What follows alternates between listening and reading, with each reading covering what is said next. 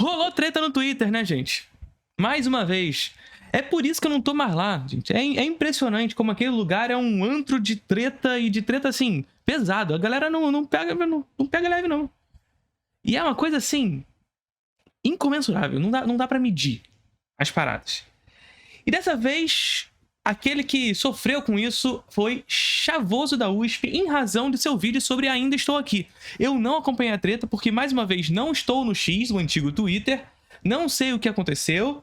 Sei, basicamente, que foi em razão dele dizer que o filme não fala sobre o lugar dele, alguma coisa desse tipo. Não posso opinar de maneira mais profunda, mas vamos ver o vídeo dele aqui agora pra tentar entender mais ou menos o que aconteceu sem estar contaminado pelas tretas do Twitter, tá bom? Então vamos lá. Que diz o seguinte... Ah, e dito isso, Chavoso, você está convidado para o Desencontros. Me responde minha mensagem. Vamos pro Desencontros? O Ian Neves já foi lá, João Carvalho já foi lá, Rita Von Hunt já foi lá, Guilherme Terreri, a galera foda já foi lá. Falta você, cara. Quero muito você lá. Vamos lá. Eu já sei que você conhece Introdução ao Cinema. Eu também sei que você sabe que são 2 aulas novas todos os meses. Também sei que vocês já sabem que no curso você encontra linguagem, teoria, história, crítica, política, diretores, gêneros, tudo relacionado à produção cinematográfica. Agora, o que eu não sei é o que você está esperando para fazer parte do curso.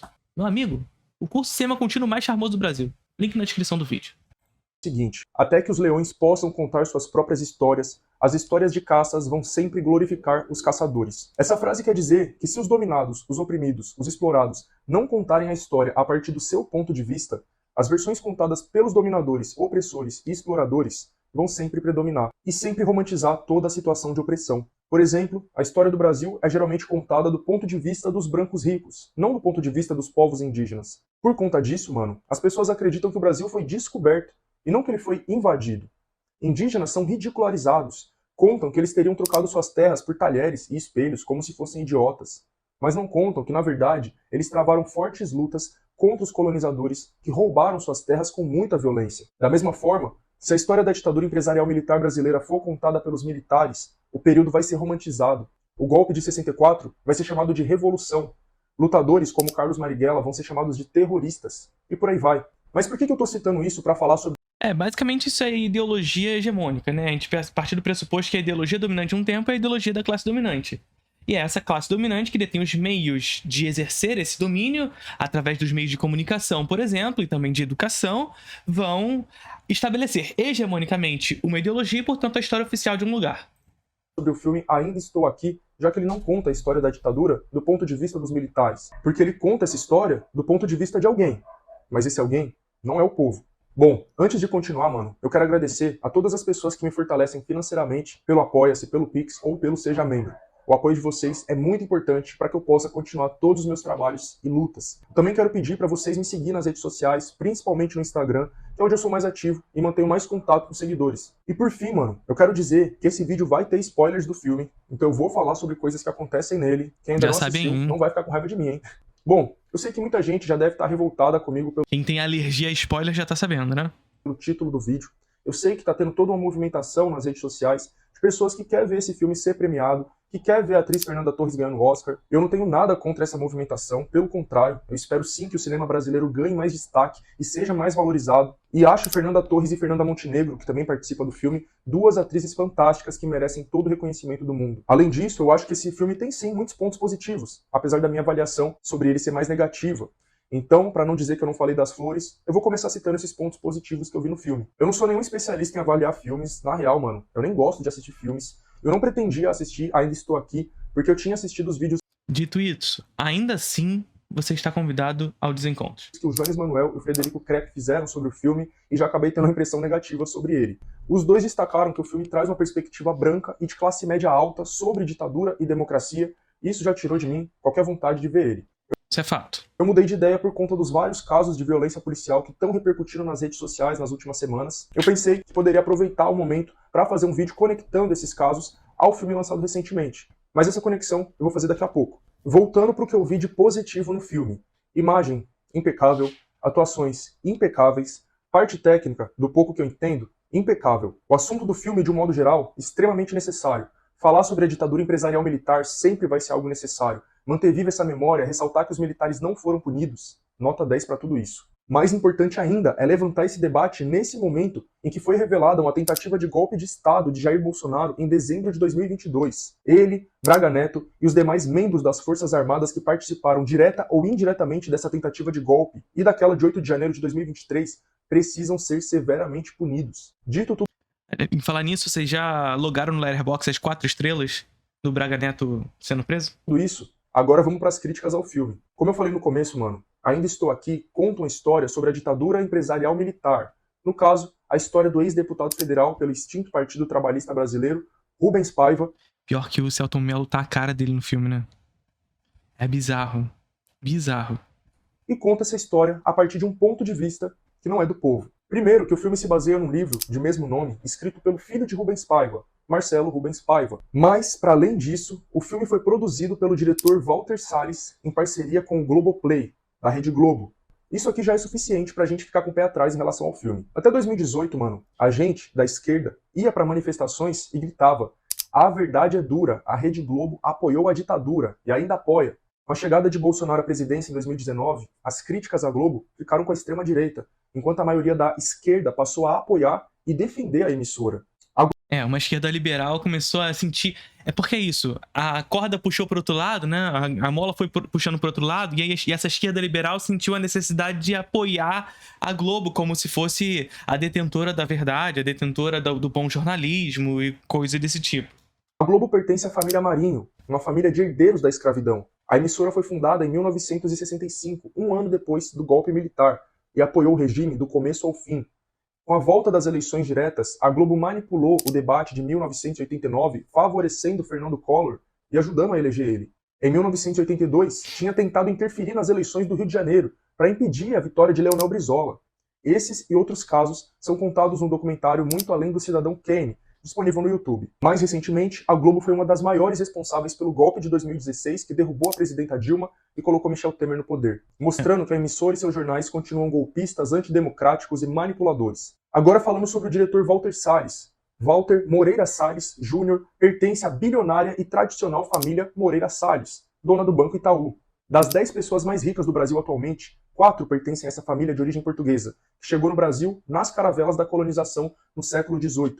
Uma família que compartilha a posse do Itaú Unibanco com outra família tradicional e de origem escravocrata, a família Setúbal. Então, é dessa posição social que parte a visão do diretor do filme Ainda Estou Aqui.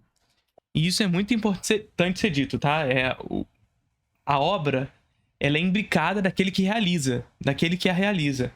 Essa história de separar a obra do artista é inviável, é impossível.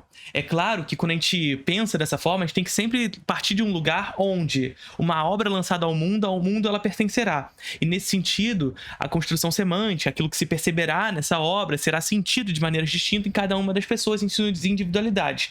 Individualidades essas, por outro lado, que são manipuladas, são permeadas, são encontradas pelo mundo. Mundo esse que é gerido, que é moldado por um sistema produtivo específico. Então, os nossos gostos, as nossas percepções acerca da estética, daquilo que nós vemos, daquilo que nós percebemos, está intimamente relacionado pela maneira como nós percebemos as coisas através de uma ótica do sistema produtivo no qual estamos inseridos. Qual o interesse de um bilionário da família Moreira Salles em dirigir um filme crítico à ditadura empresarial militar? Que, inclusive, jamais vai ser chamada por ele desse jeito, né? É claro que ele vai ocultar o papel dos empresários no financiamento do regime, inclusive da sua própria família. O Banco Itaú foi um dos grandes financiadores da ditadura. Em 2014, o banco distribuiu agendas que celebravam o dia 31 de março como aniversário da Revolução de 1964. Talvez seja por isso que o filme procura amenizar um pouco do que foi a ditadura. Apesar das cenas de repressão, os militares e policiais quase sempre são retratados de forma muito educada e gentil. Claro. A gente tem duas questões aqui. Primeiro, claro, a posição de onde fala Walter Salles. E isso é importante dizer que o Walter Salles, a família Moreira Salles, sobretudo na figura do Walter Salles e do João Moreira Salles, são colocados como uma espécie de bilionário de esquerda, ou pelo menos de centro-esquerda, numa visão mais mais abrangente, o que é um grande absurdo, por assim dizer. É só ver a posição desses sujeitos frente, por exemplo, ao que o Chavoso mostrou aqui pra gente, das agendas do Itaú e etc e tal. Mas o João Moreira Salles já deu entrevistas falando, nós da classe média... Meu Deus, cara, nós da classe média quem? Nós da classe média quem? Esse cara nunca precisou ir num mercado na vida, tá ligado? Então, assim, é importante ter em mente que a posição de quem realiza é fundamental, é importante para posicionar o filme nesse debate. Claro que isso também se deve ao fato de que eles estavam lidando ali com uma família branca e de classe alta da Zona Sul carioca. Mas é nítido que teve uma escolha aqui do diretor, e talvez dos roteiristas, de mostrar militares bonzinhos. Um deles, o que... E toda essa visão, eu até me perdi um pouquinho no que eu tava falando, mas toda essa visão que o Chavoso tá falando aqui de amenização de tudo, é claro que tem um tanto da posição do Walter Salles, né, enquanto um bilionário e tudo mais. Vocês sabem que eu gostei muito do filme, né, então assim, eu tô falando tudo isso aqui até porque na minha crítica, apesar de ter gostado do filme, eu disse bem claramente que que o filme tem suas limitações e limitações muito claras. E essa posição do Salles, esse posicionamento do Salles enquanto classe, é fundamental na maneira como o filme se posiciona e na maneira como apresenta essas contradições e essas limitações. Mas também se trata de um filme que visa encontrar um público geral. E essa tentativa de visar encontrar um público geral faz com que o filme amenize todo o seu debate crítico também. Percebe? Porque se você escolhe um posicionamento ideológico menos, aspas, imparcial, a gente sabe que não existe essa imparcialidade, mas se você escolhe abordar o filme de uma maneira mais radical, você cai no problema de um nichamento de público, que não é o que Ainda Estou Aqui visava construir, inclusive para galgar posições internacionais. Esse era o grande problema. E eu não tô falando aqui que o filme precisava fazer isso, muito pelo contrário. Eu tô falando que é justamente mais um posicionamento de classe de um sujeito como Walter Salles, que não só deseja mostrar o ponto de vista da sua classe, como enaltecer o ponto de vista da sua classe internacionalmente. Porque, mais uma vez, nós estamos falando de um filme que está cotado a concorrer ao Oscar, na categoria de filme internacional, e também na categoria de melhor atriz, e ganhar visibilidade internacional no Oscar, premiação da indústria da cultura dos Estados Unidos. Estados Unidos esse que financiou a ditadura imperial militar no Brasil, certo? E que, por acaso, vai fazer com que um filme desse concorra. Essas são as contradições capitalistas. Contradições, acho que, na verdade, têm respostas muito claras. Agora, esse mesmo Oscar, essa mesma ferramenta de disseminação ideológica norte-americana, vai escolher, ora, vamos tratar de um filme sobre ditadura empresarial militar brasileira. Essa ditadura empresarial militar brasileira foi financiada por nós, mas olha só, tem limites. Vai falar sobre isso, mas não vai falar sobre a gente. Sabe? Então, a posição do Salles enquanto um sujeito bilionário, dono de banco e etc., é fundamental nessa posição de estabelecer o filme enquanto um discurso hegemônico de classe. Transfere Eunice de Sela, chega a dizer, eu não concordo com isso. Tá certo que o filme é baseado num livro que conta uma história real, mas o diretor tem o poder de escolher na adaptação quais cenas do livro ele vai retratar no filme e quais não vai. E tem outras cenas que tentam humanizar os... Até mesmo o livro pode ser feito dessa forma, tá? Isso aqui é muito importante, porque até o livro pode ser feito. O Marcelo Rubens Fábio, quando escreveu o livro, e eu não li o livro, então não posso opinar sobre a qualidade crítica do livro, tá? Mas até no livro, o Marcelo Rubens Fábio, ele pode simplesmente escolher o que ele quer que se estabeleça no livro ou não. Isso aqui é uma coisa que eu sempre converso com vocês e que é uma confusão muito clara nas pessoas. Existe uma diferença muito profunda entre o que é história e o que é narrativa. A história é o tempo do acontecimento, é o tempo do fato. A narrativa é o como esse fato será contado, é o como esse tempo do acontecimento será contado. Ou seja, é um processo de esculpir esse tempo aos interesses específicos daquele que conta. Agora, qual é a grande questão? Quem está contando essa história aqui? Walter Salles, um bilionário, dono de banco, que deseja ganhar uma premiação internacional. Uma premiação que visa estabelecer ideologicamente a cultura dominante estadunidense. Percebe de onde fala esse filme? E quando eu digo isso tudo, mais uma vez, é dizendo, eu gosto de Ainda Estou Aqui, eu quero que o filme ganhe. Percebe? Mas ainda assim, entendo as suas limitações e critico essas limitações. A gente vai chegar mais à frente e tentar entender um pouquinho mais a fundo essa questão. Os policiais, como por exemplo, quando eles levam a Eunice e a sua filha e pedem, por favor, para que elas coloquem o capuz na cabeça. Ou quando a Eunice chega no local para depor e o policial pede desculpa pelo capuz. Essas cenas foram patéticas e só aumentaram o meu ranço pelo filme. Eu vi muitas pessoas dizendo que choraram comovidas assistindo ele, e uma senhora atrás de mim no cinema passou o filme inteiro chorando. Não, a pior de todas é quando o soldado fala que ele não concorda com aquilo. Percebe? Porque assim, primeira coisa. Existiam militares que não concordavam? Sim. Existiam. Claro que existiam. Agora, mais uma vez, a diferença entre história e narrativa é a história é o tempo do acontecimento, o tempo do fato. Entretanto, Walter Salles, quando for contar a história da ditadura imperial militar, ele não vai poder contar os 21 anos da ditadura militar. Ele precisa fazer um recorte. E fazendo esse recorte, ele está escolhendo o que mostra e o que não mostra. E quando ele escolhe dizer que nem todo militar, essa é uma escolha ideológica. Apesar de ser um fato.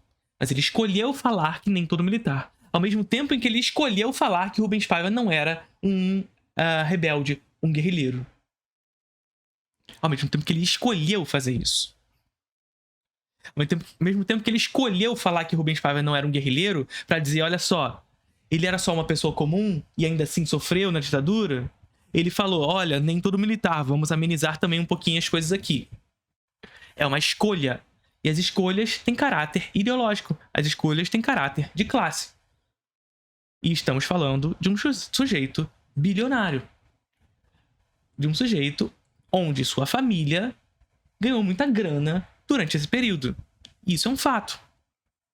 Mas eu, sinceramente, mano, fiquei com sono.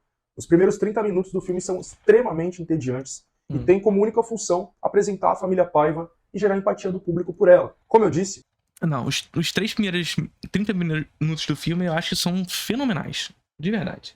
É retratada ali uma família branca e de classe média alta que mora na beira de uma praia da zona sul do Rio de Janeiro. Sim. Uma família com político, engenheiro, advogado, universitário, filha que mora na Inglaterra, que fala inglês e francês, que viaja com frequência para a Europa. E aí vão sendo mostradas cenas cotidianas dessa família sem problemas.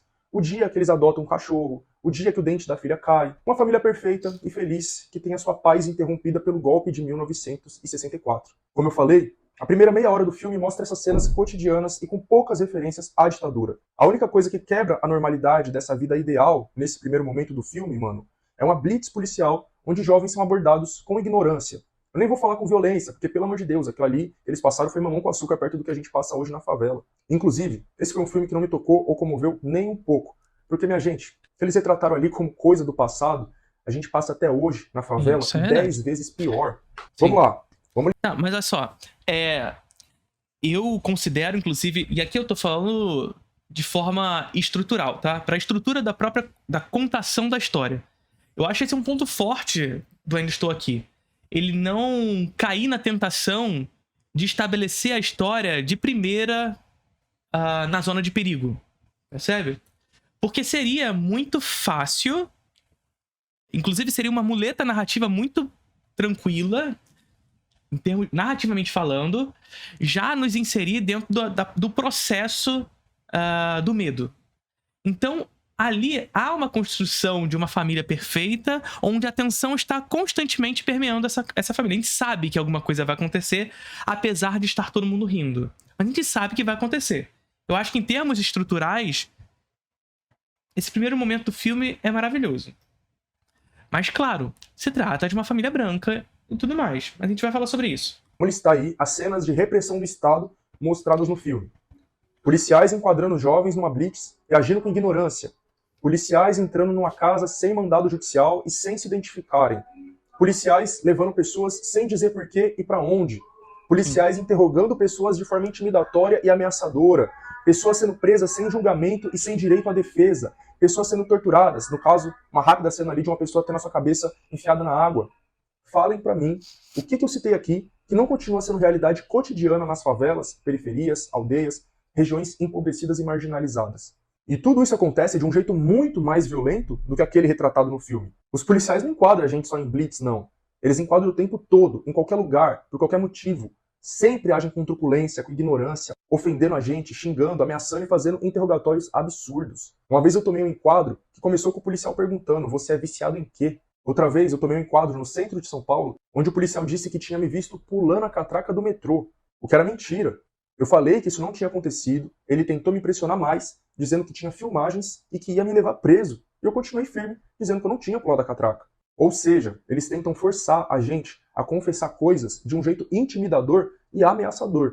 É comum também que eles falem que viram a gente comprando ou vendendo drogas, tentando arrancar confissões de crimes. Outra coisa comum em quadros é os policiais revirar os nossos celulares. Sim, eu tô ligado que isso é totalmente ilegal, mas você acha que eu vou falar isso pra um brutamontes apontando arma na minha cara? Eles mandam a gente desbloquear, revira nosso WhatsApp, nossa galeria, às vezes o e-mail. Além disso, é extremamente comum que policiais entrem em casas nas favelas sem ordem judicial. Eles não entram daquele jeito ali não, apertando campainha, pedindo licença, jogando pebolim com as crianças. Eles entram derrubando a porta, quebrando tudo, metendo bala em quem tiver pela frente. Sequestram pessoas, leva elas sem dizer o porquê e pra onde. Muitas das vezes essas pessoas somem pra sempre ou depois são encontradas mortas. Torturas de todos os tipos continuam extremamente comuns, assim como as prisões injustas e forjadas, sem julgamento, sem direito à defesa. Inclusive, mano, o processo de encarceramento em massa que a gente tanto denuncia hoje, ele não começou na ditadura, começou na democracia. Claro que há muito tempo o Estado prende pessoas negras e pobres injustamente. Isso cresceu bastante com o fim da escravidão. Mas é com a chamada redemocratização e principalmente com a aprovação da lei de drogas por Lula em 2006 que vai explodir a quantidade de jovens pretos, pardos e pobres presos no Brasil. Outra cena que o filme mostra é de soldados treinando e gritando coisas violentas, como que eles dariam com cacetete na cabeça das pessoas. Esse tipo de coisa continua acontecendo e com falas ainda piores. Eu vou mostrar aqui pra vocês um vídeo de um treinador de soldados fazendo eles gritar que a missão deles é entrar na favela e deixar corpos no chão, assassinar vagabundos, rasgar corpos e dar pancadas até matar. É tiro pra todo lado! É tiro pra todo lado! É vagabundo assassinado! É vagabundo assassinado! Homens de preto, qual é sua missão? Homens de preto, qual é sua missão? Entra pela favela e deixa corpos no chão! Entra pela favela e deixa corpos no chão! Homens de preto, qual é seu desejo? Homens de preto, qual é seu desejo? Pegar o meliante e rasgar seu corpo inteiro! Pegar o meliante e rasgar seu corpo inteiro! Homem de preto pra finalizar! Homem de preto pra finalizar! Pega o vagabundo e dou pancada até matar! Excelente! Dou pancada até matar! Pior do que isso, ele ensina os soldados a torturarem pessoas em interrogatórios para que elas deem informações. Caso contrário, vão ser assassinadas. O interrogatório! O interrogatório! É fácil de fazer! É fácil de fazer! Pega o bandido e bate nele até dizer! Pega o bandido e bate nele até dizer! Se ele não falar! E se ele não falar! É fácil de acabar! É fácil de acabar! Pega o saco preto e sufoca até matar! Esse vídeo é um dos muitos exemplos de que a violência das polícias e dos militares não acontece por desvios de conduta de algumas maçãs podres, mas porque eles são treinados para isso. Eles não são despreparados, eles são preparados para agir dessa forma. E alguém pode dizer: "Ah, mas eles estão falando ali que vão torturar e matar bandidos, não trabalhadores." Meus anjos, entendam, policiais e soldados não têm poder nenhum de punir pessoas. Isso cabe ao poder judiciário, depois de julgamento e condenação. E mais do que isso, tortura, agressões e assassinatos, pena de morte, isso é totalmente proibido pela legislação brasileira. Então o policial que faz isso é criminoso, é ele que é o bandido aqui. Além disso, entendam que na cabeça deles, qualquer morador de favela é um bandido em potencial. Eles são ensinados nesses treinamentos que a favela é território inimigo, um território de criminalidade, onde eles entram para matar. E aí fica a questão, o que mudou para a favela desde essa chamada redemocratização? Alguém pode dizer que pelo menos agora a gente pode protestar e denunciar, o que na ditadura seria proibido. Isso pode até ser verdade, em partes, porque o direito ao protesto ainda não é. Eu não sei o motivo... quer dizer, eu já imagino, tá? Eu já imagino qual o motivo disso aqui ter virado uma treta no Twitter. Eu não sei se isso surgiu na bolha cinéfila, mas se surgiu na bolha cinéfila, eu imagino porque esse vídeo aqui virou uma grande treta. Tá? Eu já imagino que foi especificamente porque... E realmente é um problema, tá? Mas eu vou discutir sobre isso. Porque o Chavoso queria ver um filme e viu outro. Tá ligado?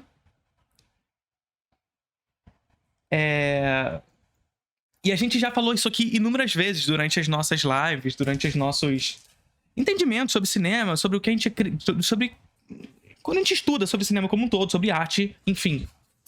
Que a nossa análise crítica sobre uma determinada obra deve ser feita pelo que ela é e não pelo que ela deveria ser, ou aquilo que eu gostaria que ela fosse. Isso é um fato. E acredito eu que até agora aqui, pelo que a gente viu no vídeo, conhecendo a cinefilia, a crítica deve ter partido por esse lugar. De que o Chavoso, ele partiu de um ponto de vista onde, ao assistir ao filme, ele não se viu ali, logo o filme se tornou ruim por causa disso. Percebe? Porque ele gostaria que o filme retratasse um outro lado dessa ditadura que não o que foi retratado. Então eu acredito que seja aqui o lugar. E de fato, mais uma vez, é real. A gente deve analisar o filme pelo que ele é e não pelo que ele deveria ou poderia ser. Perfeito? Isso aqui é muito importante que a gente estabeleça antes de tudo que eu vou falar aqui. Antes de tudo que eu vou falar aqui. Agora, por outro lado, é impossível tu não ver isso aqui que o Vini tá falando e não se compadecer o mínimo com o que tá sendo dito. Eu não sei qual foi o nível dessa treta no Twitter. Não sei qual foi o nível de grito da cinefilia falando... E as falas em cima do Vini. Mas assim, pelo amor de Deus. Porque qual é a grande parada? Mais uma vez, a gente deve analisar o filme pelo que ele é e não pelo que deveria ser. Então sim, mais um filme sobre ditadura militar, onde a classe média e classe média alta é representada como símbolo do que foi a ditadura empresarial militar brasileira. O que não é uma realidade por si só. Ou seja, não é essa a única realidade possível, mas é a realidade retratada. Por quê? Porque quem conta a história oficial é a classe dominante. É aqueles que detêm os meios hegemônicos de contá-la. Ponto. Agora, evidentemente, e aqui o ponto de discordância que eu tenho com o Vini, evidentemente, isso não é um problema do filme. É um problema estrutural que se apresenta no filme. O que eu quero dizer com isso? Eu quero dizer que nós temos, no Brasil, um domínio ideológico no fazer cinematográfico. Nós estamos falando de um bilionário que está fazendo esse filme. Mais uma vez dizendo. E a escolha de fazer um filme como esse deve partir do pressuposto que nós, enquanto críticos a esse processo, analisemos o filme como ele foi feito. E lutar para além de Ainda Estou Aqui, para além do filme, que haja estímulo, política pública, para que aqueles que, da classe trabalhadora, daqueles que, das zonas periféricas da cidade, possam contar essa história. Possam contar essa história. Percebe?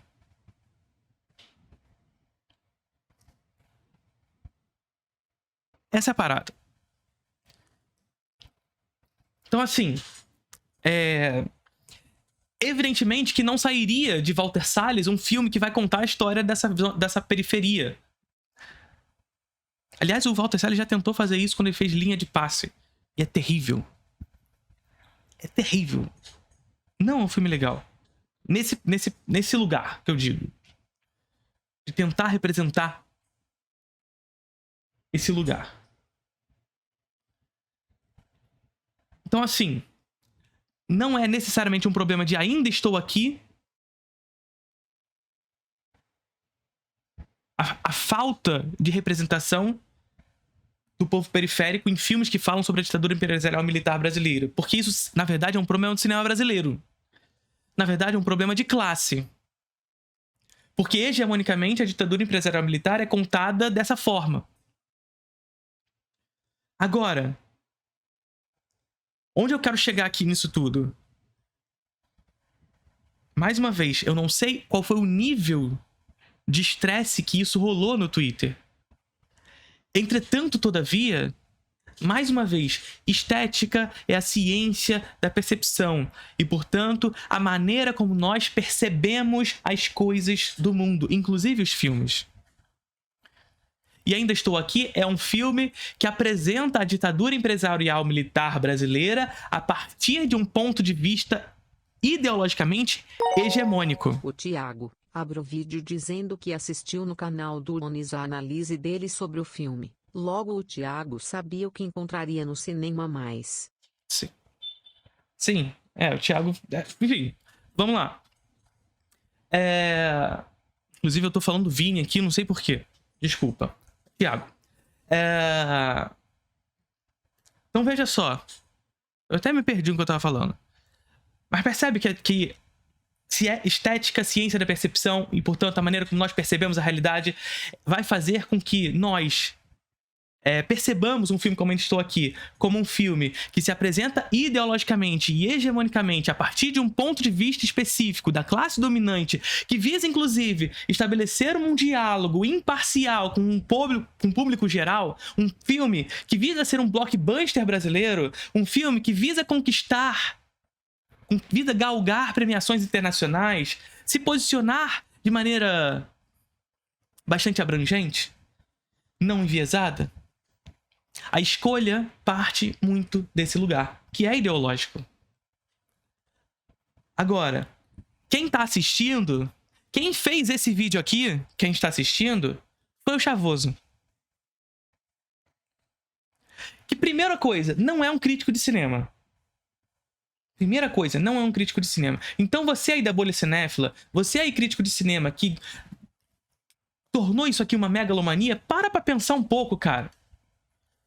Nem todo mundo é cinéfilo, nem todo mundo é crítico de cinema. E isso não faz a pessoa deixar de ter a possibilidade de ter pensamento crítico acerca de um filme.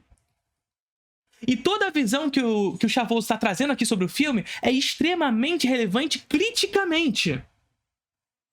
Porque, de novo, estética é ciência da percepção e, portanto, a maneira como nós percebemos a realidade. E o Chavoso está contando aqui pra gente um lugar da onde ele percebeu esse filme. Um lugar que provavelmente você que tá aí no Twitter, na cinefilia, que não tira a bunda do sofá pra assistir 5 filmes por dia, não tem. E eu não tô falando que eu tenho. Muito pelo contrário, eu sou um cara de classe média.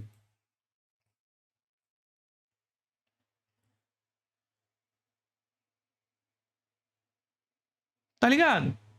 Então, assim, mais uma vez, critico o vídeo no sentido de que, de fato, o filme deve ser analisado pelo que ele é e não pelo que ele deveria ser.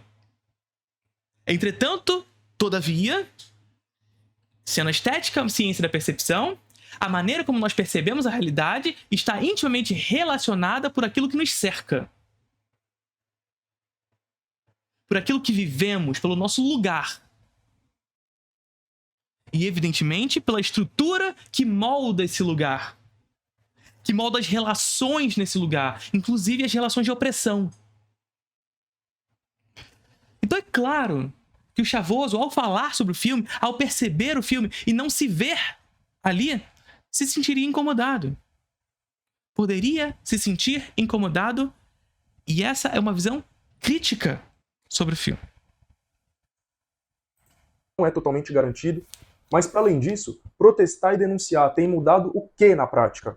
Em raras exceções, policiais são punidos pelos seus crimes, mas na imensa maioria dos casos são inocentados. Isso se deve, em grande medida, à existência de uma justiça militar, uma justiça especial para os militares que quase sempre beneficia eles. A gente precisa pautar mais a extinção dessa aberração, mas isso também não seria suficiente. A justiça comum, que é a burguesa, que existe para defender as elites e o seu poder...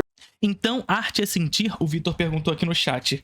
Claro, arte é sentir, mas ter a compreensão de que esse sentimento que nós temos ao contemplar uma arte, ao estar de frente com uma arte, ele não é puro. Ele não emana absolutamente do nada. Vocês sabem que eu não tenho uma posição quanto ao estudo de estética, essencialista, purista. Ou seja, de ao contemplar uma arte, algo surge e emerge de maneira essencial. Não, existe um contexto que nos faz estar de frente com aquela obra de arte. E esse contexto, o qual estamos cercados pelo nosso sistema produtivo, pelo nosso lugar, sobre como esse sistema produtivo se insere nesse lugar e se manifesta nesse lugar, e em mim, enquanto indivíduo, fará com que eu mude a maneira como percebo a coisa. Também costuma inocentar policiais e militares assassinos. Isso significa que a violência policial contra nós é um problema estrutural do capitalismo, é um problema sistêmico que se mantém através da conexão de várias engrenagens, como o poder judiciário, as grandes mídias, as elites econômicas. Esse não foi um problema de um período específico da nossa história, só para as classes média e alta brancas. Mas para a maioria do povo, não. Ainda estou aqui, como eu disse, mostra a vida ideal de uma família branca endinheirada sendo interrompida pelos 21 anos de ditadura. Passado esse período, Eunice se torna advogada, seu filho escritor e a família volta a viver uma vida tranquila, agora no centro de São Paulo. Eunice Paiva, na vida real, passou a dedicar sua vida à luta junto dos povos indígenas, fato muito pouco explorado no filme. A ditadura dizimou mais de 8.000 indígenas, mas não teve espaço para esse debate no filme. Ainda estou aqui. Então, mais uma vez, é uma escolha narrativa. E no meu caso, eu inclusive acredito que nem cabe muito pro recorte que o filme visava construir, né?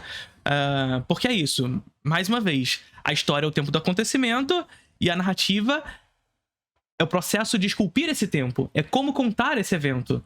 E a carreira da Eunice posteriormente a todos os eventos não fazia parte da estrutura narrativa que o filme visava se construir.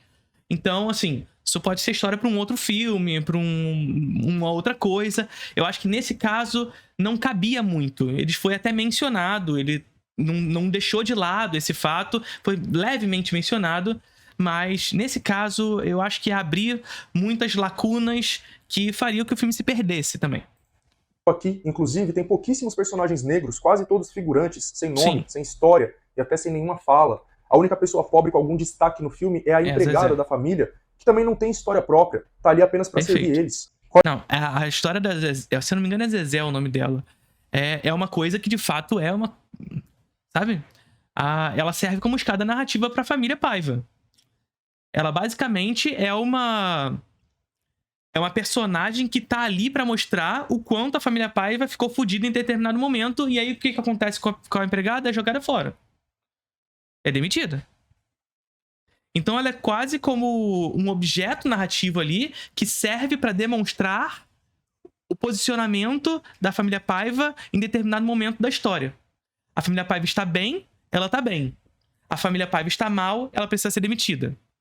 Para demonstrar para nós espectadores, olha só como a família Paiva ficou fodida, precisou até demitir uma empregada. Qual era o bairro de origem daquela mulher? Como será que estava sendo a ditadura e a repressão policial por lá? Nada disso interessa. E quando eu digo isso, eu não tô nem falando que, mais uma vez, que foi uma outra discussão que se iniciou, que o filme precisava abrir mais uma lacuna pra contar a história da empregada. Não era isso que o filme tava querendo tratar. A escolha narrativa foi contar a história do Rubens Paiva e da Eunice, né? E é ali que ele centrou suas atividades. Os produtores desse filme.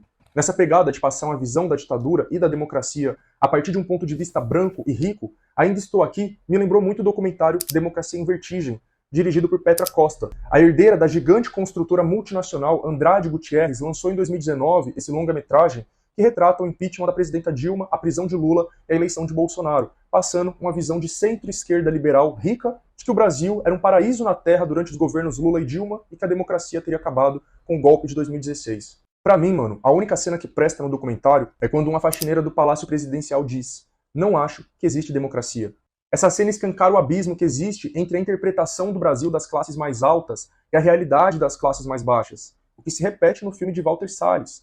Pessoas pobres não se tornam grandes diretores de cinema, de séries e novelas, então elas não têm como produzir filmes que retratem a sua realidade e do seu ponto de vista. Ficam reféns de interpretações de brancos ricos, sejam eles de direita ou de esquerda. Vocês sabem... Perfeito. Isso aqui é muito bom, tá? Isso aqui é muito bom. Porque assim... Não dá pra gente esperar do Walter Salles esse tipo de filme. Vamos começar por aí? Se você aí tava esperando que o Walter Salles fosse contar a história do povo periférico, meu amigo, você tá esperando a pessoa errada. Tá? Comece por aí. O Walter Salles, a Cinemateca de São Paulo, pegou fogo, cara. O cara é o terceiro bilionário mais rico do mundo. Era o segundo, mas foi ultrapassado pelo Spielberg recentemente, se eu não me engano. É o terceiro cineasta mais rico do mundo. Fez sua fortuna com cinema, Felipe? Claro que não. Mas é o terceiro cineasta mais rico do mundo. Cinema pra ele é hobby. A Cinemateca pegou fogo e o máximo que se foi feito é Pray for Cinemateca.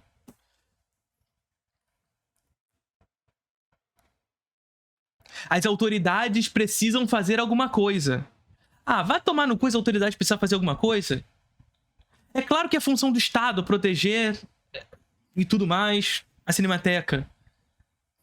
Mas quando o Itaú precisa, vai lá na porta do Estado bater, tá ligado? Por quê? Porque no capitalismo o Estado é o balcão de negócios da burguesia. É garantidor dos direitos da propriedade privada. Garantidor dos interesses da propriedade privada. Então, quando o Itaú quer, ele bate na porta do Estado.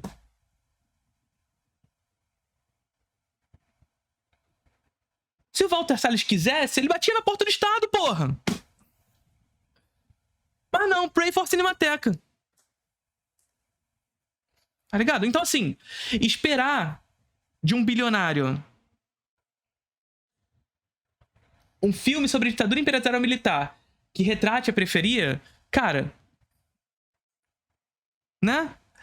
Mas, assim, por outro lado, é o que a gente precisa esperar.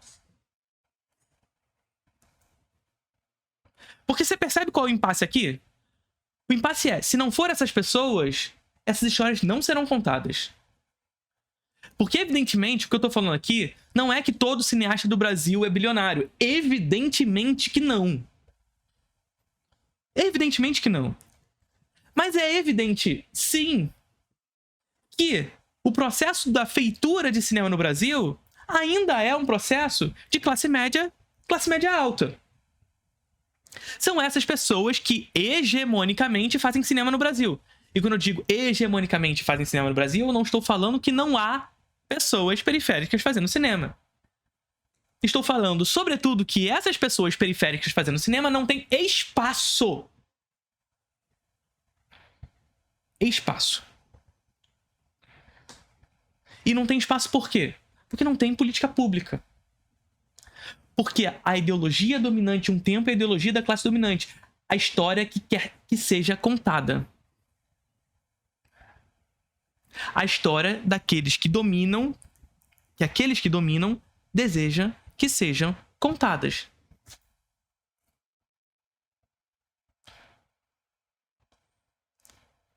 Percebe?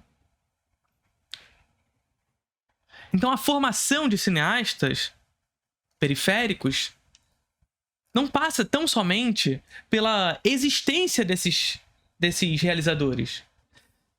Da existência desses realizadores que vão continuar falando para um público nichado. Mas que esses filmes possam ser exibidos em circuito. E isso é política pública. Só que, mais uma vez, o Estado é o balcão de negócios da classe dominante, da propriedade privada, da burguesia.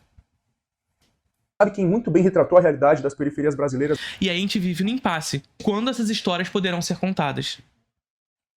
Percebe? No pós-ditadura, o rap. Grupos como Racionais MCs e Facção Central jogaram na cara. Que, mais uma vez, são contadas, tá? Agora, o que eu quero dizer é, quando essas histórias poderão ser contadas hegemonicamente, para as pessoas, para todas as pessoas. Da sociedade que a democracia não chegou nas favelas. Em 1990, 2 anos depois do lançamento da nova Constituição brasileira e 1 ano depois da primeira eleição direta para presidente, os Racionais lançaram o álbum O Holocausto Urbano, que tem como uma das suas faixas Pânico na Zona Sul. Nela, o Mano Brown canta: então, quando o dia escurece, só quem é de lá sabe o que acontece. Ao que me parece, prevalece a ignorância e nós estamos sós. Ninguém quer ouvir a nossa voz. Cheia de razões, calibres em punho. Dificilmente um testemunho vai aparecer. E pode crer, a verdade se omite. Pois quem garante o meu dia seguinte? Justiceiros são chamados por eles mesmos. Matam, humilham e dão tiros a esmo. E a polícia não demonstra sequer vontade de resolver ou apurar a verdade. Pois simplesmente é conveniente. E por que ajudariam se eles os julgam delinquentes? E as ocorrências prosseguem sem problema nenhum. Continua-se o pânico na Zona Sul. Perfeito. Agora sim, isso aqui é uma coisa interessante, porque o Chavoso trouxe aqui um exemplo da música, né?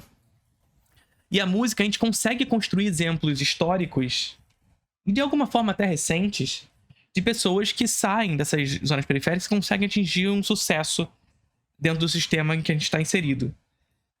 No cinema isso é muito improvável. No cinema isso é ainda mais improvável, melhor dizendo. E é claro que na música também é muito difícil, tá? Na música ainda continuamos inseridos dentro do sistema capitalista, e dentro desse sistema, a indústria da cultura, a indústria musical, vai injetar muito dinheiro naqueles que lhe interessam, aqueles que vão contar a história que lhe interessa. E essas histórias, no geral, são as histórias de amor, são as histórias que vão beneficiar o agronegócio, sertanejo, etc e tal. Mas o cinema é uma arte cara. Aí vocês vão falar, não, mas tem a possibilidade de fazer cinema de guerrilha. Sim, tem a possibilidade de fazer cinema de guerrilha, mas o cinema de guerrilha não vai no shopping. Tá ligado? O cinema de guerrilha não vai pro shopping. Quando Brau cita os justiceiros, ele está se referindo aos grupos de extermínio que se formaram e se espalharam pelas periferias durante a ditadura militar. Grupos esses formados em grande parte por policiais, principalmente os da Rota, tropa de elite da PM de São Paulo, que também foi criada durante a ditadura. Mais pro final da música, o Brau pergunta: você acha que o problema acabou? E o Ice Blue responde: pelo contrário, ele apenas começou. O Brasil tem uma grande dificuldade para manter viva entre a população a memória dos dois piores períodos da nossa história, a ditadura e a escravidão. Nos dois casos, mano, isso se dá porque quem tem o poder de contar essas histórias ou não conta, ou conta de forma distorcida, a partir de perspectivas brancas e ricas que não tocam nosso povo, que não geram comoção ou identificação. Uma mãe que vê policiais assassinando seu filho na frente dela, ou um jovem que antes dos 20 anos já tomou socos, chutes, cacetadas, até choques elétricos da polícia, não vão se comover com a história do cantor de MPB que teve que morar na França porque teve as suas músicas censuradas. Ei! Pelo amor de Deus, deixa eu entrar, caramba! Eu sou a mãe dele! Deixa eu entrar! Vocês mataram meu filho! Ô mãe, que foi, mãe? Agora Que matou. é isso? Vocês estão matando meu filho, gente! Não vai entrar!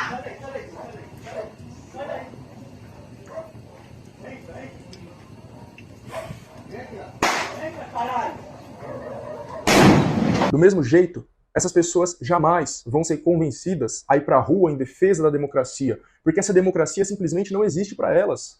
Isso que chamam de democracia não garantiu moradia, não garantiu trabalho digno, não garantiu alimentação, não garantiu praticamente nada para a imensa maioria do nosso povo. Nada além de genocídio e encarceramento em massa. No dia 18 de outubro, eu vi um vídeo aterrorizante de policiais militares invadindo o velório de um jovem de 18 anos que eles tinham assassinado e espancando a sua família.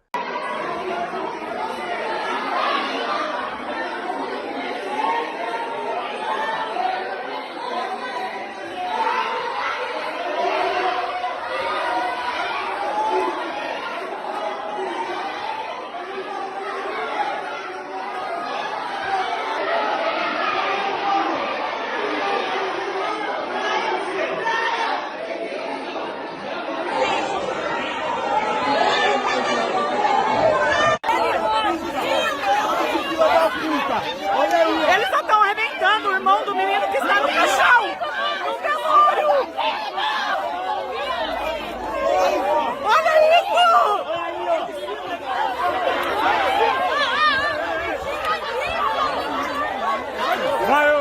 Esse vídeo de 1 minuto, pra mim, foi muito mais perturbador do que aquele filme de 2 horas e 18 minutos. E esse vídeo me revoltou tanto que naquele dia eu resolvi criar um perfil no Instagram chamado Fim da PM. De lá pra cá, eu tenho usado esse perfil para publicar denúncias de violência policial por todo o Brasil e levantar a pauta do fim da polícia militar. Eu peço, por favor, que vocês sigam e fortaleçam esse perfil. Lá eu tenho reunido todos os casos de violência policial que repercutiram nas últimas semanas e que não deixam dúvidas. A ditadura nunca acabou para quem é pobre e periférico.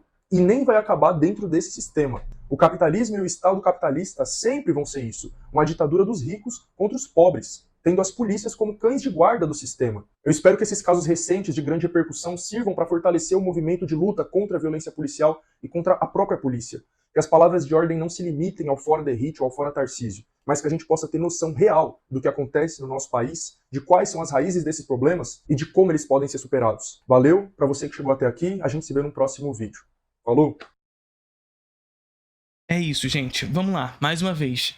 Não sei a dimensão que aconteceu a treta, mas... Mais uma vez.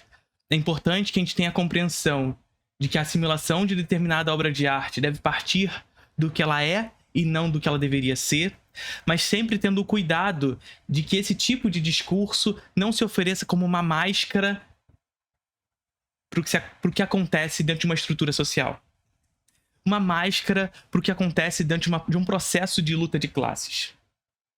Porque, de fato, nós devemos analisar o filme pelo que ele é e não pelo que ele deveria ser. Agora, quais são os filmes que são? Quais são os filmes que existem? Que têm a possibilidade de existir? Porque são esses os filmes que têm a possibilidade de existir que nós analisaremos sobre essa perspectiva de como ele deveria, como ele é. Melhor dizendo. São esses filmes que a gente vai analisar. Os filmes que existem. Quando é que nós analisaremos o outro lado pelo que ele é? Vocês estão entendendo o que eu quero chegar? Tomar cuidado, porque de fato essa é uma verdade. Quando a gente vai assimilar uma obra de arte, e aí a obra de arte, como outra qualquer, nós devemos partir do pressuposto que nós devemos percebê-la pelo que ela é e não pelo que ela deveria ser. Mas a estrutura social, a luta de classes, o processo histórico nos apresenta materialmente e hegemonicamente aquilo que a ideologia dominante nos apresenta. Essas são as obras que existem. E sendo essas as obras que existem, são elas que nós analisaremos a partir daquilo que são. E as outras histórias permanecerão fantasmas. Permanecerão inexistentes. Não havendo a possibilidade crítica da análise do que elas são. Então, todo o vídeo do Chavoso aqui serve justamente para a gente ter essa reflexão. Sim, acredito, mais uma vez, que devemos analisar a obra pelo que ela é. Mas, mais uma vez, para a galera fervorosa do Twitter, sendo estética a ciência da percepção, a maneira como nós percebemos a realidade, um cara como Chavoso trazer todo esse ponto de vista do lugar onde ele fala, do lugar de onde esse sistema manipula, oprime esse lugar. Tu acha que esse sujeito veria como uma obra de arte como essa? De que lugar partiria a sua observação? Vendo aquele vídeo ali? Exclusivo para membros. Curtiram o vídeo?